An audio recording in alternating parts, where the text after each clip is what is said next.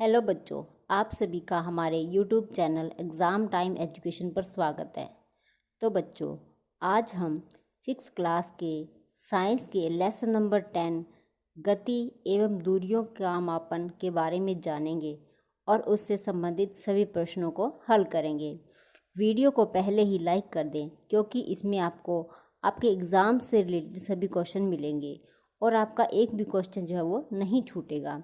Video को एक बार देखने के बाद अगले दिन अवश्य देखें ताकि रिवीजन हो जाए, आपके सभी प्रश्न जो है वो अच्छे से याद हो जाए। तो चलिए बच्चों, शुरू करते हैं हमारा आज का ये लेसन।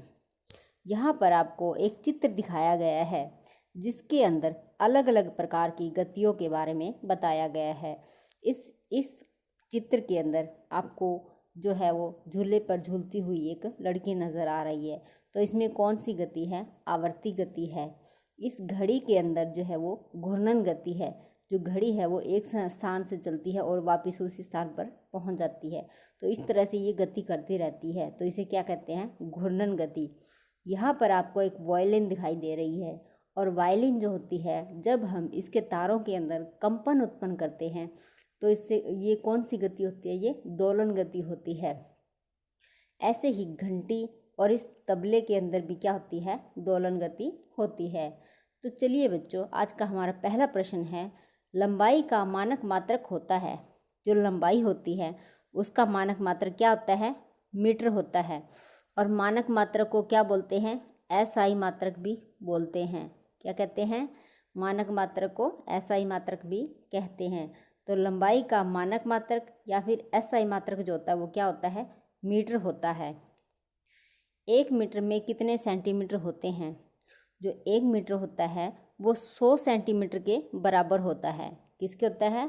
100 सेंटीमीटर के बराबर होता है। 1 किलोमीटर में कितने मीटर होते हैं? 1 मीटर में कितने होते हैं? 100 सेंटीमीटर होते हैं। और 1 किलोमीटर में कितने मीटर होते हैं ये पूछा गया। तो कितने होते हैं? 1000 मीटर। कितने होते हैं? 1 किलोमीटर के अंदर 1000 मीटर जो होते हैं।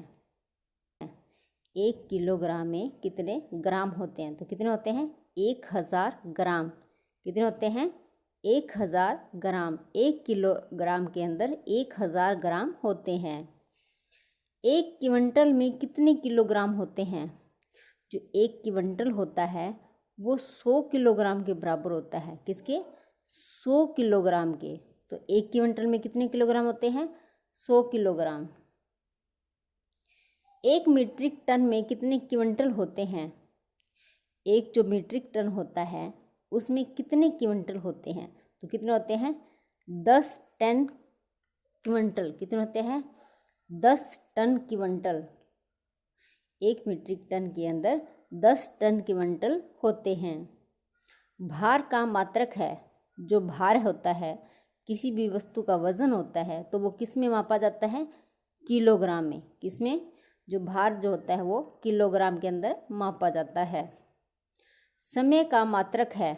जो समय होता है उसे हम किस में मापते हैं? सेकंडों में। इसमें सेकंड के अंदर जो है वो समय को मापा जाता है, या समय का जो मात्रक होता है वो सेकंड होता है। झूले पर किसी बच्चे की गति होती है। बच्चा जब झूले पर झूल रहा होता है तो उसमें कौन सी गति होती है? आवर्ती गति। कौन सी होती है? आवर्ती गति। और आवर्ती गति क्या होती है? ऐसी गति जो एक निश्चित समय अंतराल के पश्चात दोहराई जाती है उसे आवर्ती गति कहते हैं। उसे क्या कहते हैं? आवर्ती गति कहते हैं। नीचे गिरते हुए पत्थर की गति है। एक पत्थर जो है वो ऊपर से नीचे गिराया गया है तो उसकी गति कैसी होगी? सरल रेखीय गति। कैसी होगी? सरल रेखीय गति। घूर्णन गति क्या होती है? ऐसे गोल गोल घूमना। आवर्ती गति में क्या होता है? इसमें कोई भी जो गति दोहराई गई है वो एक निश्चित समय के बाद दोबारा होती है, लेकिन ज़रूरी तो नहीं है कि पत्थर को हम बार बार गिराएंगे। तो उसकी गति मापने के लिए हम उसको एक बार ही गिराते हैं। तो ये क्या होता है? पत्थर की गति कौन सी होती है? सरल रेखीय गति।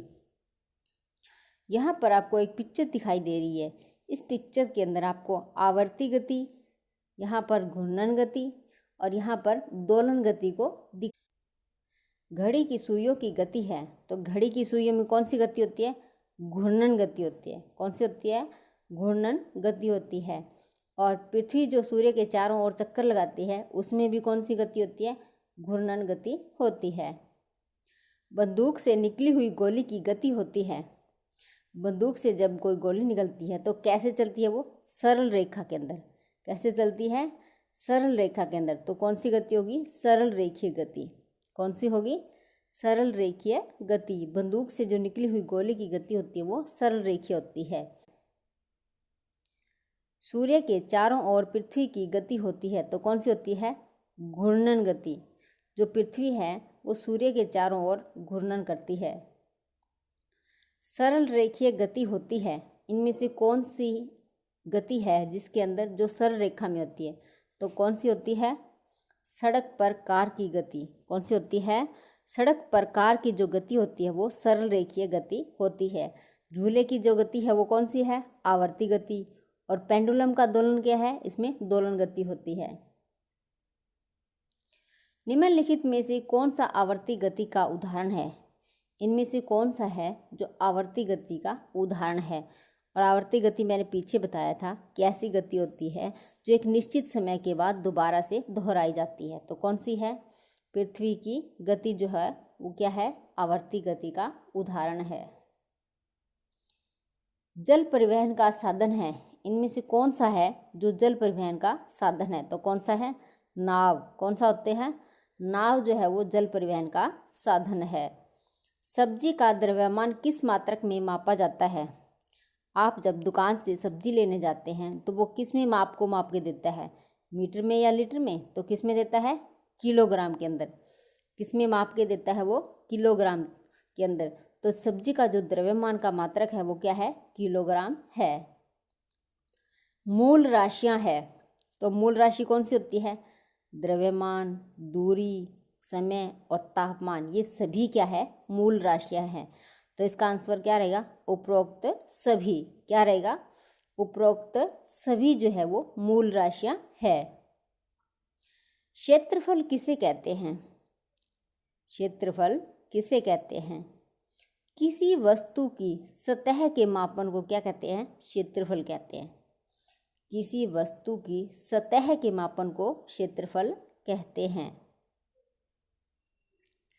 वक्र रेखा की लंबाई मापी जाती है। जो वक्र रेखा होती है, कोई भी चीज़ हो जो वक्र अवस्था में हो, तो उसे हम कैसे मापेंगे? तो कैसे मापेंगे? धागे से। कैसे मापेंगे? धागे से उसको मापा जाता है। चलते हुए छत वाले पंखे की गति होती है, तो कैसे होती है? वृत्ताकार। आपने देखा होगा कि आपके घरों के अंदर गर्मियों के अंदर जो छत वाले पंखे होते हैं वो आप चलाते हो, तो वो कैसे घूमते हैं? वो गोल गोल घूमते हैं। तो वो कौन सी गति होती है? वृत्ताकार गति होती है। कौन सी होती है? वृत्ताकार गति होती है। वृक्ष से गिरते हुए फल पर कौन सा बल कार्य करता है? जो वृक्ष से फल गिर रहा है मान लो नीचे, तो उस पर कौन सा बल कार्य कर रहा है? तो कौन सा होता है? गुरुत्व बल।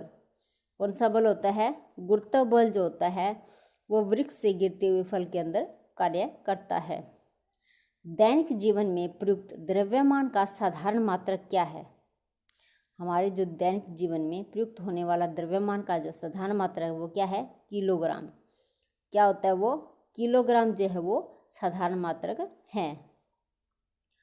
द्रव्यमान के छोटे तथा बड़े मात्रक है। द्रव्यमान होता है उसका छोटा और बड़ा मात्रक कौन सा है? तो ग्राम और मिलीग्राम जो है वो द्रव्यमान के छोटे मात्रक हैं। क्विंटल और मीट्रिक टन जो है वो बड़े मात्रक होते हैं। क्या होता है? द्रव्यमान के छोटे जो मात्रक कौन से हैं? ग्राम और मिलीग्राम।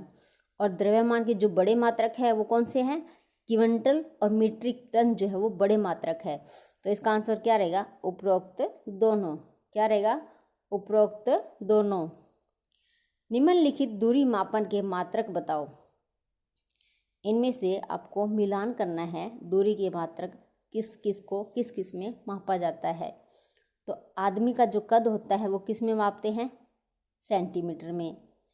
पहाड़ की जो चोटी की ऊंचाई होती है वो किस में मापी जाती है? मीटर के अंदर।